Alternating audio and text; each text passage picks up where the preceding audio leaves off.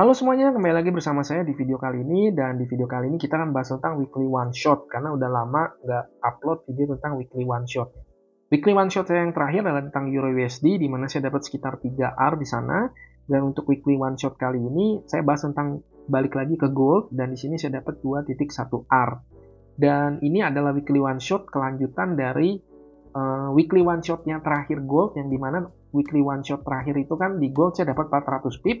Nah, ini minggu kemudiannya lagi, minggu depannya lagi saya dapat 210 pip. Jadi total di gold dalam 2 minggu dapat 610 pip gitu ya. Ya lumayan lah gitu ya dibandingkan dengan forex yang geraknya agak lambat gitu ya. Makanya saya lebih senang untuk main di gold. Nah, gimana caranya saya bisa dapat 210 pip, atau kalau Anda meresikokan 1%, Anda dapat 2,1% dari trade ini. Tapi kalau Anda lebih confidence dengan jam terbang, Anda bisa resikokan 2%, Anda dapat 4,2% hanya dari satu trade ini. Gitu. 4% dalam satu kali trade itu cukup buat 1 bulan, teman-teman. Nggak usah trading lagi, tinggal compounding aja tuh modalnya. Oke? Nah, sebelum saya breakdown gimana setup untuk gold ini, weekly one shot gold ini, sebelumnya saya mengucapkan terima kasih banyak buat teman-teman semua yang sudah mensupport, yang sudah setia menonton, sudah setia mendukung.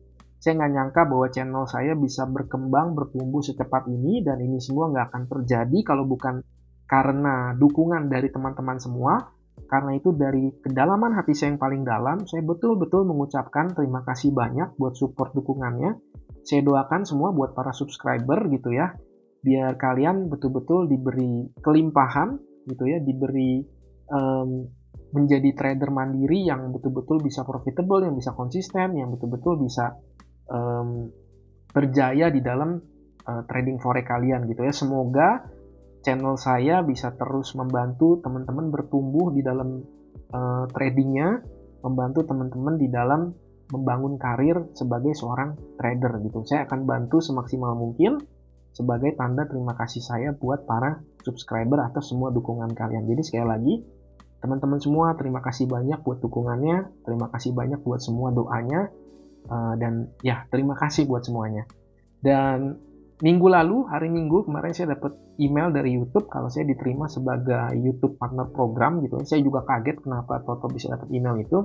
Tapi basically saya diterima sebagai YouTube Partner Program, dan saya udah bisa berhasil memonetize channel saya. Dan salah satu fitur yang ditawarkan oleh YouTube adalah YouTube Membership, dimana itu biasanya kalau teman-teman belum tahu, jadi para subscriber bisa memilih gitu ya untuk bisa join ke dalam membership saya dengan biaya bulanan. Dan membership saya yang pertama yang saya buka itu yang saya ngetes doang, iseng-iseng doang gitu ya. Saya kasih nama traktir kopi gitu, dan itu anggap aja kayak traktir saya kopi deh gitu teman. Traktir saya kopi nggak usah tiap hari, tapi 1 bulan 1 kali aja traktir saya kopi. Dan di sana nanti saya akan bagikan beberapa hal gitu ya. Salah satunya adalah benefitnya Anda bisa nonton video saya lebih awal dibanding teman-teman lain. Jadi itu salah satu benefit pertama. Tapi yang kedua juga adalah kita bisa ngumpul lagi di community tab-nya YouTube. Dan di sana kita bisa berdiskusi hanya private, hanya antara saya dengan para member yang sudah masuk ke dalam membership. Sehingga di sana saya bisa menjalin relasi yang lebih dekat dengan Anda, bisa mengenal Anda lebih dalam lagi. Dan juga di sana saya jadikan sebagai media untuk teman-teman yang sudah jadi membership itu bisa bertanya tentang apapun. Semua video saya dari awal sampai akhir, kalau ada kebingungan, Anda masih bingung market structure shift, Anda masih bingung fair value gap, Anda masih bingung order block ini valid atau enggak, Anda masih bingung tentang bias market itu kemana, Anda silakan tanya semua di kolom komentar di community tab gitu ya.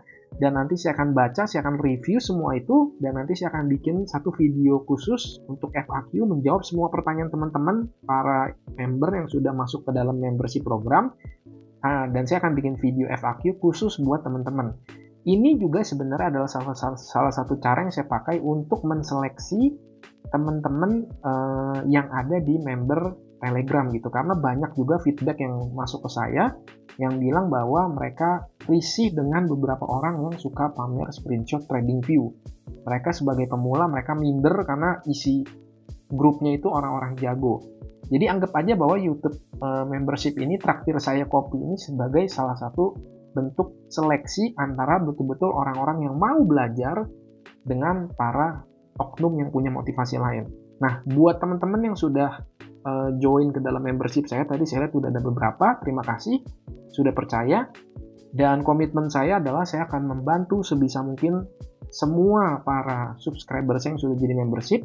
Saya akan bantu sebisa saya, semaksimal saya untuk menjadikan kalian betul-betul seorang trader yang mandiri. Saya akan mengajarkan semua ilmu ICT yang saya tahu, dan saya nggak akan simpen apapun untuk kepentingan saya akan kasih semuanya ke kalian. Jadi silakan join ke YouTube membership saya, Traktir Saya Kopi, dan di sana Anda boleh berdiskusi, Anda boleh bertanya tentang apapun, dan saya akan bikinkan video FAQ buat menjawab semua pertanyaan teman-teman. Oke? Dan juga buat teman-teman yang mungkin punya ide, kalau misalkan saya mau bikin YouTube membership lagi yang level 2 atau level 3 atau selanjutnya, kalau punya ide kira-kira service apa nih yang bisa saya kasih buat teman-teman, atau teman-teman tuh sebenarnya mau dapat service seperti apa sih gitu ya, kasih ide yuk, di kolom komentar ketik kira-kira ide-ide service apa yang bisa teman-teman inginkan, atau apa yang teman-teman harapkan untuk saya bisa kasih sebagai service saya ke kalian gitu. Oke, jadi silakan tulis aja di kolom komentar. Oke, so balik lagi ke weekly one shot one kill-nya gold gitu ya. Dan ini adalah lanjutan dari weekly one shot gold yang kemarin, karena weekly one shot one kill gold kemarin saya yang terakhir itu kan saya profit 400-an pip. Nah, ini minggu depannya lagi saya profit 210 pip. Jadi dapat 600 pip hanya dalam 2 minggu di gold. Itulah makanya enaknya gold dibanding pair lain. Dan gimana caranya saya dapat setup ini, saya breakdown di video ini. Oke. Pertama kita masuk ke weekly time frame dan kita lihat apa yang terjadi di weekly time frame. Di weekly outlook kemarin, khusus untuk eksklusif member Telegram, saya udah sharing ini gitu tentang biasnya gold itu kemana. Karena kita lihat bahwa gold itu masuk ke weekly fair value gap, dan ini adalah momen dimana saya mulai cari setupnya. Ketika ada sweep liquidity masuk di minggu ini, saya lihat minggu ini dia sweep liquidity, so saya pikir dia bisa reversal ke atas karena sudah melakukan sweep liquidity di dalam weekly fair value gap, dan di minggu ini saya nunggu, dan itu hasilnya saya dapat setelah NFP. Jadi waktu NFP awal bulan Mei ini, itu kan dia ngelakuin sweep liquidity lagi kan, dan setelah dia lakuin sweep liquidity, dia bergerak reversal. Jadi sebenarnya bias itu nggak susah nyarinya teman-teman. Pasti selalu setelah ada sweep liquidity yang valid ya, setelah ada sweep liquidity yang valid itu biasanya biasnya adalah terjadi reversal. Oke? Nah, jadi setelah saya ngelihat bahwa gold sudah masuk ke weekly fair value gap, maka saya bisa punya bias yang jelas bahwa weekly bias untuk gold adalah bullish karena dia sudah masuk ke dalam weekly fair value gap. Nah, ini juga buat teman-teman yang lagi main gold, hati-hati karena dia sudah baru nge-sweep previous monthly and weekly high di sini. Nah, kita tinggal tunggu weekly candle-nya ini closing-nya apa? Apakah closing-nya ini hanya sweep liquidity atau nanti tiba-tiba ada lonjakan body candle ke atas yang displace gitu, kita nggak tahu. Tapi kalau ternyata closing candle weekly di minggu ini adalah cuma sekedar sweep liquidity, maka kita bisa expect untuk adanya penurunan, dan ini akan jadi area drawn off liquidity kita selanjutnya. Jadi gimana nanti ya, kita tunggu dulu weekly candle terbentuk, dan nanti akan saya share di weekly forecast-nya khusus untuk grup Telegram saya gitu ya. Yang mau join silakan nanti bisa klik linknya di bawah, itu tinggal masuk aja gitu ya, bisa download ebook gratis dan juga dapat weekly forecast plus COT data, saya kasih free semuanya. Oke? Nah, jadi ini aja. Jadi waktu itu kenapa saya bisa dapat setup buy-nya, karena saya melihat bahwa gold sudah masuk ke weekly fair value gap. Jadi setelah ini saya pindah ke time frame lebih kecil, dan kita pindah ke time frame kecil. Nah, kalau kita lihat di time frame H1, kita lihat bahwa NFP kemarin setelah dia melakukan Judas swing ke atas, dan begitu dia ngelakuin Judas swing ke atas, kita tahu ya berarti arah yang tuju selanjutnya kemana? Yaitu ke bawah gitu aja jadi ya. Jadi selalu perhatikan, makanya kenapa news itu dirilis setiap jam 8.30 New York local time. Karena itu bertepatan dengan pembukaannya session New York. Dan kita tahu bahwa dalam satu hari ada 2 kali Judas swing yang terjadi, yaitu di Midnight Open dan di New York Open. Dan jadi sehingga apapun pergerakan news yang rilisnya jam 8:30 New York local time, kemanapun nanti arahnya news itu bergerak, kita bisa tahu bahwa itu adalah bagian dari Judas swing opening dari New York yield zone. Oke, ketika dia ke atas, saya tahu bahwa dia arahnya ke bawah gitu, dan benar dia arahnya ke bawah. Dan di sini juga saya dapat 400 pip kemarin. Di minggu ini saya nge-sell di atas, lalu dia turun, dia nge-sweep ini, dan saya TP-nya di sini. Previous weekly low ini saya jadiin take profitnya di 2282 ini, dan dia ke hit TP. Lalu setelah dia hit TP gitu ya, dia terbang ke atas dengan displacement candle dan membreak market structure shift ini. Jadi kita tahu nih bahwa satu, gold masuk ke dalam weekly fair value gap. Kedua, ada sweep liquidity di sini yang men-sweep previous weekly low-nya. Ini previous weekly low-nya di-sweep di hari Jumat. Jadi satu, dia harga gold masuk ke weekly fair value gap. Kedua, ada sweep liquidity, previous weekly low-nya di-sweep. Ketiga, setelah melakukan sweep liquidity, ada displacement reversal candle dan melakukan market structure shift di sini. Maka kita tahu bahwa selanjutnya kita tinggal mencari PD array untuk kita entry, oke, dan exit. Nah, next gitu ya. Nah, setelah terjadi sweep liquidity di dalam weekly fair value gap, setelah terjadi market structure shift di time frame yang lebih kecil, maka selanjutnya kita tinggal mencari PD array untuk entry. Di sini kita lihat bahwa ketika gold naik ke atas dengan displacement seperti ini, dia meninggalkan area weekly fair value gap ini. Weekly fair value gap, sorry. Dia meninggalkan fair value gap di H1 yang juga min threshold-nya H1 fair value gap ini juga selaras dengan weekly fair value gap. Jadi kita tahu bahwa ini area strong support yang betul-betul kuat banget nih. Kenapa? Karena ada overlapping fair value gap antara weekly fair value gap dengan H1 fair value gap. Ketika Anda ketemu overlapping fair value gap di dua time frame yang berbeda, itu kita bisa yakin kita nggak perlu takut ya teman-teman. Kalau ada konfirmasi begitu, itu high probability setup, jangan sampai ketinggalan. Karena nggak setiap hari, nggak setiap minggu setup begitu tuh muncul. Ketika Anda ngelihat bahwa fair value gap di time frame besar, itu juga meninggalkan fair value gap di time frame lebih kecil, jangan ragu-ragu langsung entry. Oke, itu adalah sebuah setup yang kuat. Oke, jadi saya yakin gitu, karena begitu dia displace di hari Minggu ini, dia meninggalkan fair value gap yang selaras juga dengan weekly fair value, kita tahu bahwa oke, ini area strong entry-nya, dan kita tinggal tarik juga, saya nambahin confluence dari optimal trade entry, saya tarik Fibo dari swing low ini ke swing high ini, dan di sini juga area optimal trade entry, jadi selaras banget ya, weekly fair value gap, H1 fair value gap, optimal trade entry, semuanya selaras di sini. Jadi ketika dia turun begini, takut nggak? Ya nggak usah takut lah. Kenapa nggak usah takut ya? 2-3 PD array yang overlapping plus ditambah dengan ada keselarasan dengan optimal trade entry. Maka kita bisa percaya bahwa area ini adalah area strong support. Nah, tapi mungkin teman-teman nanya nih, Bang, ini kenapa narik Fibonacci dari swing low ini ke swing high ini? Kenapa nggak dari swing low ini ke swing high ini? Nah, jadi ini perbedaannya antara Fibonacci-nya ICT dengan Fibonacci-nya supply and demand atau support and resistance. Kalau di ICT itu dia betul-betul punya kejelasan rules tentang penarikan Fibonacci. Bahwa menarik Fibonacci itu kita tarik dari swing high atau swing low yang melakukan displacement candle-nya. Oke, jadi dicari swing high atau swing low yang membuat gerakan displace. Nah, itulah yang nanti akan range antara swing high atau swing low itulah yang akan dipakai untuk penarikan Fibonacci. Misalkan seperti ini. Ini kan sweep liquidity, tapi kemudian dia bergerak. Tapi kan lihat dong, setelah ada swing low ini, setelah dia nge-sweep di sini, dia naik sedikit. Dia membentuk swing low lagi, baru kenceng. Sehingga mana swing low terakhir yang melakukan gerakan displacement ini? Ini kan, bukan yang ini loh. Tapi yang ini, karena ini swing low terakhir, setelah swing low ini kebentuk, dia ngedorong terus ke atas. Maka kita tahu bahwa swing low ini swing low valid. Oke? Dan swing high ini adalah swing high valid karena ini swing high terakhir. Jadi kita tahu bahwa ketika harga koreksi, di mana justru kita mengharapkan adanya koreksi untuk kita entry, ya dia akan entry ke area diskonnya. Kita tinggal tarik dari sini ke sini, kita dapat area equilibriumnya dan area optimal trade entry-nya, dan kita mau nge-buy di harga diskon dan kita mau nge-sell di harga premium. Dan kita tahu bahwa ini masuk ke dalam area diskon, dia area weekly fair value gap, H1 fair value gap, ini juga ada di bawah weekly open gitu kan.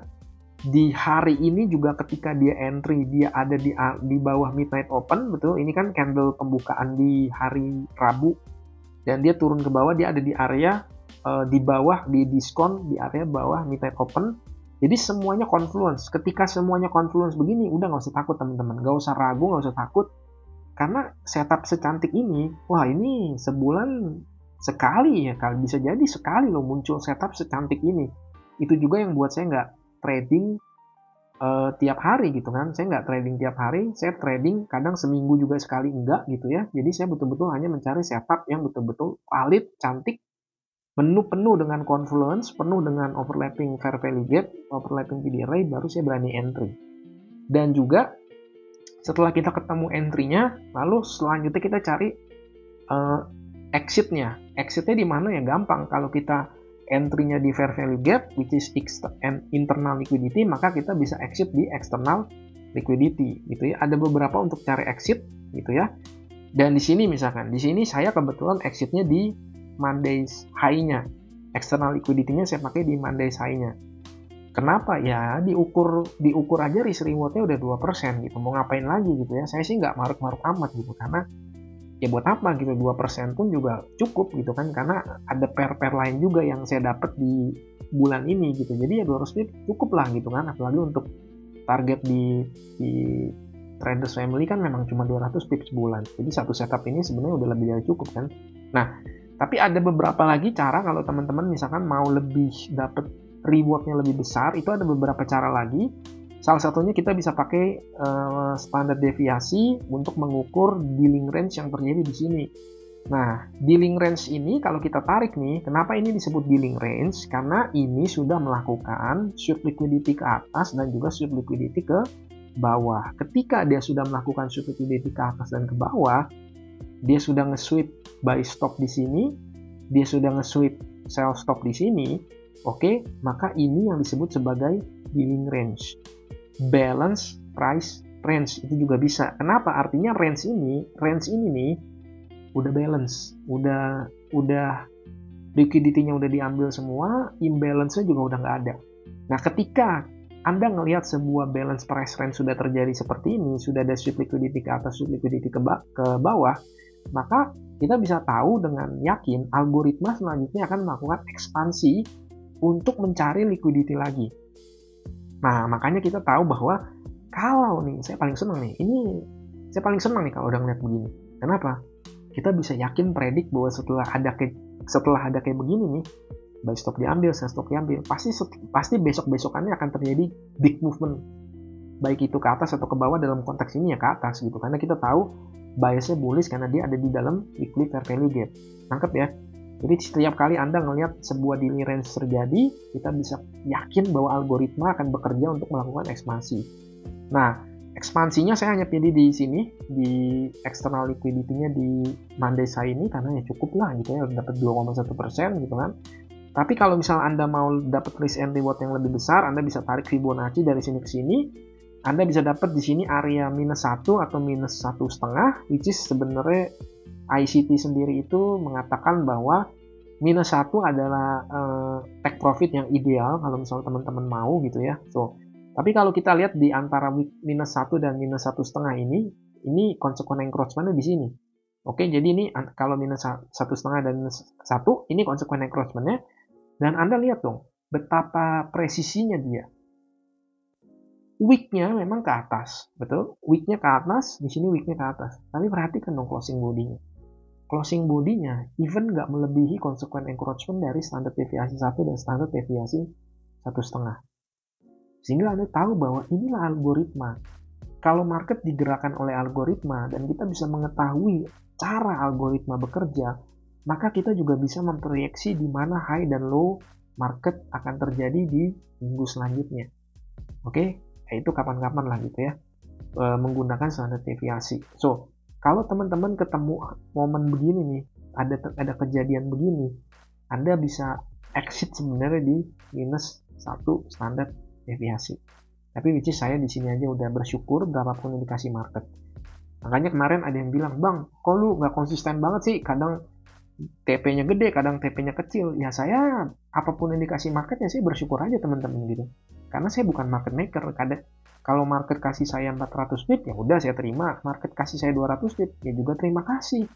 Saya nggak akan membatasi atau saya nggak akan maksa. Pokoknya gue maunya segini, gue maunya RR segini, nggak mau kurang. Gue kalau mau TP harus 300 pip, nggak mau kurang dari itu. Ya saya bukan tipe yang begitu sih. Dulu waktu awal-awal belajar trading, iya saya idealis begitu.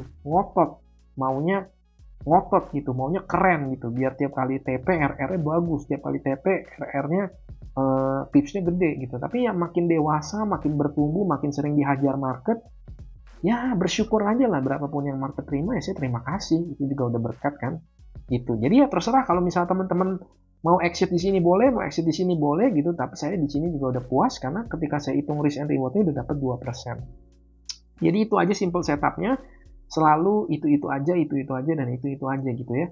So, jadi, dan salah satu confluence lagi yang terjadi kalau kita kecilin di time frame yang 15, ini tuh saya dapat entry-nya kan di sini. Betul, jadi setelah dia Fibonacci dia turun ke sini dan kita lihat ada displacement candle ke atas, kita tahu bahwa ini adalah menjadi sebuah order block. Oke? Dan saya entry di sini. Dan ini juga bertepatan dengan New York Yield Zone, teman-teman. Jadi ini adalah confluence terakhir juga yang bisa membuat kita yakin bahwa ini adalah high probability setup. Yaitu apa? Bahwa ada Judas swing ke bawah ketika pembukaan New York. Pembukaan New York, dia turun ke bawah sebagai Judas swing ke bawah. Kalau kita ngelihat New York ada Judas swing ke bawah, maka dia sebenarnya mau menuju kemana? Menuju ke atas. Gitu aja kan. Jadi selalu kebalikannya, Judas swing adalah manipulasi untuk menjebak menjebak trader bergerak ke arah yang salah. Jadi kalau Judas swing-nya ke bawah, sebenarnya arah sesungguhnya yang mau dituju adalah ke atas. Begitupun sebaliknya.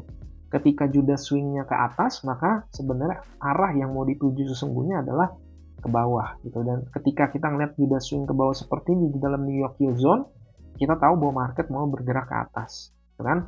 Dan walaupun dia akumulasi lagi, dia mengumpulkan liquidity lagi sebelum dia terbang, tapi kan kita lihat dong, dia nggak pernah menyentuh atau bahkan melanggar consequent encroachment di fair value gap di H1 ini, betul kan? Jadi kalau misalkan anggap aja Anda real trading gitu ya, nggak di aplikasi TF gitu. Ketika udah naik dia turun, ya jangan langsung buru-buru di set BE gitu. Jangan teman-teman, jangan buru-buru di closing gitu ya, jangan teman-teman. Kan kita tahu nih rumusnya adalah dia masuk entry di fair value gap H1. Ini kan titik garis titik-titik ini adalah consequent encroachment-nya. Jadi kalaupun dia sudah, ini saya ya, kalau misalnya teman-teman lihat beberapa live trading jurnal saya, yang biasa saya lakukan adalah misalkan saya pasang SL di sini gitu, karena saya mau beberapa pip di bawah consequent encroachment ini kan gitu, biar lebih aman gitu ceritanya. Tapi ketika misalkan dia naik ke atas begini, ya Anda bisa geser stop loss Anda dari sini, Anda majuin di consequent encroachment-nya. Oke, karena kalau dia udah naik begini dan dia turun lagi dan dia turunnya closing bodinya melebihi dari consequent encroachment, kita tahu bahwa setup ini fail.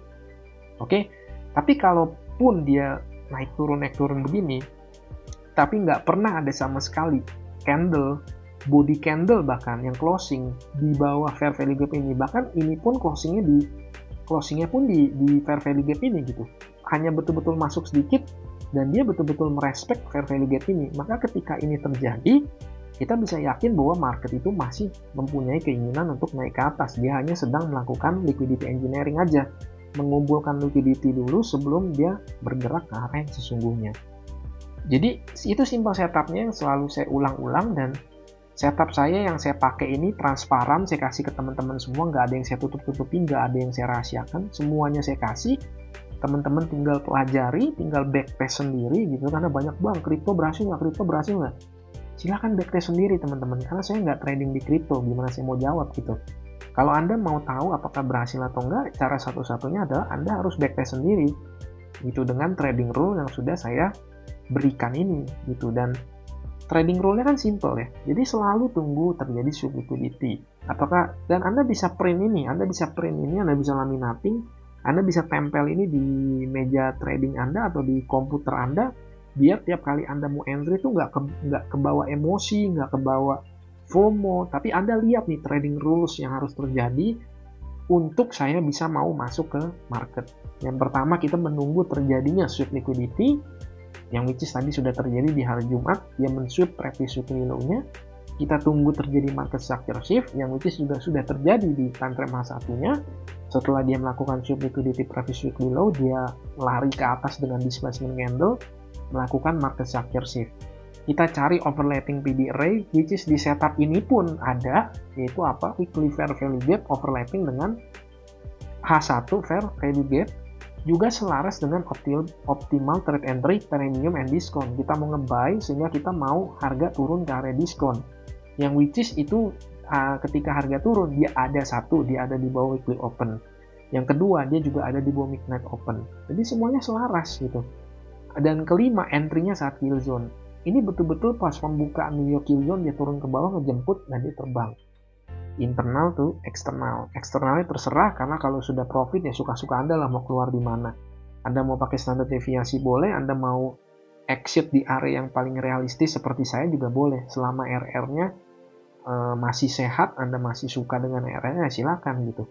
Ya, jadi inilah trading rule saya teman-teman yang selalu saya pakai.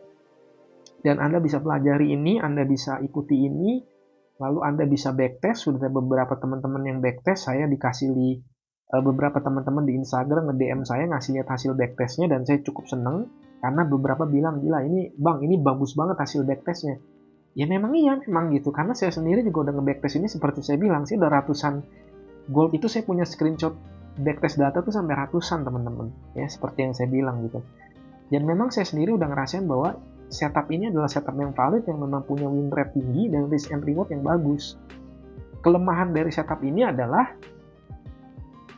nggak tiap hari nongol teman-teman, even mungkin nggak seminggu sekali nongol. Jadi musuh terbesar Anda kalau Anda mau pakai setup ini, itu bukan market musuh terbesar Anda. Musuh terbesar Anda ketika Anda mau pakai setup ini untuk entry adalah emosi Anda sendiri. Mampu nggak Anda menjaga kesabaran Anda? Mampu nggak Anda menjaga disiplin Anda? Anda mengendalikan diri Anda? Anda nggak FOMO, takut ketinggalan hanya beberapa tips? Gitu kan? Nah, sehingga ya yang harus dikalahkan balik lagi adalah diri kita sendiri gitu. Karena setup ini valid, bekerja di semua market. Teman-teman banyak yang kirimin juga hasil backtest dari kripto itu berhasil.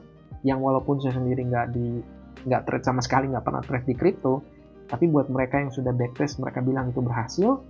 Sehingga kadang kegagalan itu bukan karena setupnya, tapi kadang kegagalan itu karena emosi kita sendiri. Dan itulah mengapa 80% keberhasilan sebuah trading itu, sebuah trader itu terletak pada psikologi dan mentalnya, bukan hanya sekedar metodenya.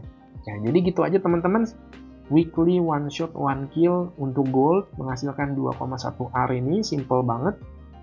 Selalu metodenya ini doang, nggak ada yang berubah. Anda bisa pelajari, Anda bisa backtest sendiri.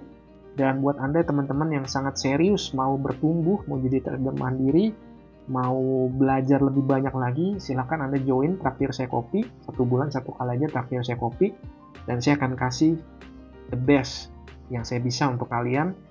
Karena kebahagiaan terbesar itu adalah ketika saya dapat testimoni bahwa seseorang itu bisa berhasil dalam tradingnya, dan itu adalah sesuatu yang kebanggaan yang buat saya pribadi ya. Wah, itu nggak bisa dibayar pakai uang deh gitu ya. Jadi teman-teman, saya doakan Anda betul-betul selalu berhasil, selalu jadi trader yang mandiri, selalu konsisten profitnya. Dan sekian aja, dan sampai kita ketemu di selanjutnya. Weekend ini ada weekly forecast one shot one kill plus COP data. Anda masuk ke eksklusif Telegram saya, dan sekaligus juga ada ebook gratis di sana. Kita bisa ketemu lagi di sana gitu ya. Jadi terima kasih teman-teman yang sudah menonton sampai selesai. Terima kasih untuk dukungannya, untuk supportnya selama ini, dan saya doakan sukses selalu. Happy cuan dan bye-bye.